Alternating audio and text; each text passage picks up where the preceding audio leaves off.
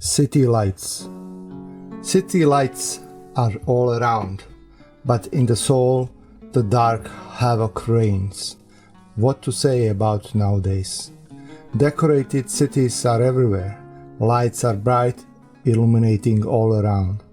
The heart is silent in the dark, lost in the spiritual desert. Do not stare at external lights, look inside yourself. When you see darkness there, seek light. Look for anything to inflame and enlighten your soul. Don't look at the shiny cities, look inside yourself. If you find light there, you have found true happiness and beauty, you have found your true self. If it's a fate, let it be. The fear often comes to me, and its unpleasant gaze brings as a gift. When it starts knocking at the door of my soul, I wish to never open and to hide my soul from it forever. But it always knows how to deceive me, to open the door and visit my soul. Then everything begins again, repeats. Fearful scene scares the soul. It trembles. Fear attacks over and over. It trembles more and more. My head is suddenly spinning, and heart is pounding strong. The question arises, what will happen to me? How will it all end? Then a voice is heard, a voice that whispered at first, then speaks louder and louder, and now it shouts, if it's fate, let it be. Then the voice expels fear, the soul closed door behind it, and in silence settles down, in peace with fate. And behold, the soul thanks its fate. Inexplicable force banishes sorrow, and as a present, returns serenity to the soul. While the tears were sleeping, some small tears didn't even know the whole world had changed while they were sleeping. Nothing was left of the familiar forest, nor the solar circle, the blue sky's gift. A magical rainbow dissolved in the sky like a best friend's smile. Even the rainy days that were the shadow of the sun were gone. There wasn't any sound from cars. The dirty city smoke disappeared as well. There was no silence left, nor the mountain's fresh air. The well-known river is gone, which always ran over there. While tears were sleeping in the eyes, they didn't even know that their familiar world is disappearing. And when they woke up, they did not recognize a thing they saw. In disbelief, they looked sadly at the world. They wanted to see the familiar dawn, but it was gone. When they realized that the world they know was gone, they began to drip from eyes. On the face, they merged and paved their way.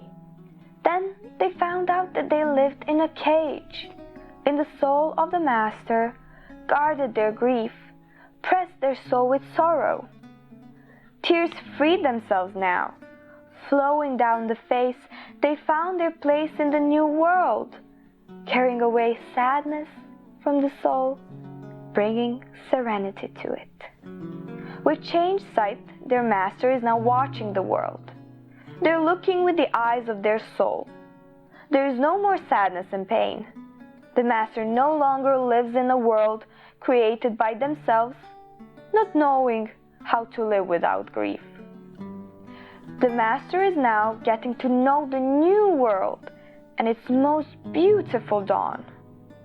Their soul shows them a new path. With joyful disbelief, they thank their tears, hug the soul.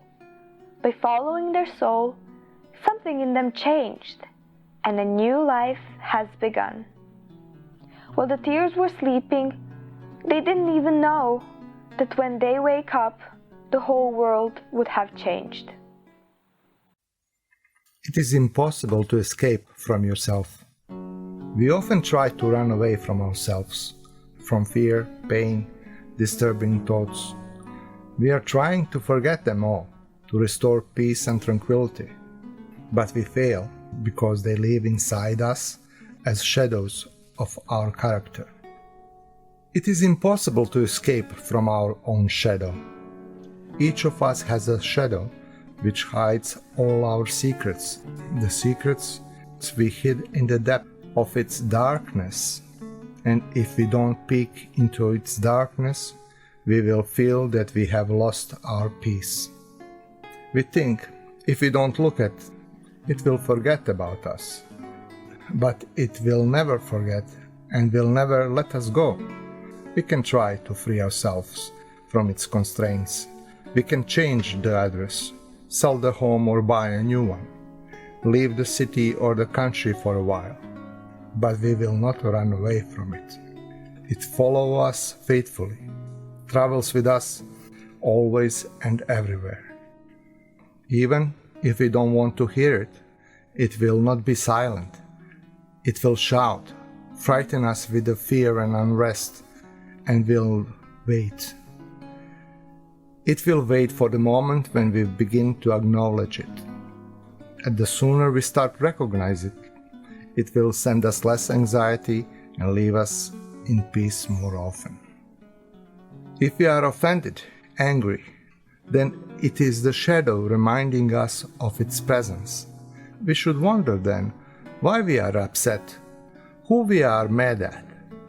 Aren't we angry at our own shadow that we see in others as a mirror, not knowing that we are looking at ourselves? That's how our own shadow teaches us not to deceive ourselves, but to look at ourselves through our shadow, to illuminate its darkness with a ray of light, to peek inside it. Maybe then, when we see what is hidden, we can understand that maybe as much light we have on the surface, that much darkness is hiding inside the shadow. Even if we think that everything we consider memories sleeps, it does not. It is just silent, and when it starts talking, we will feel that despair is crushing us. It is not given to man to free himself from his shadow. He must come to terms with it. He needs to know his true self, in which light and darkness live together. He needs to love himself together with his shadow and liberate his true self through love. Then he will be more understanding for others. He will not be fast to judge. It is impossible to run away from yourself. It is only possible to find your true self.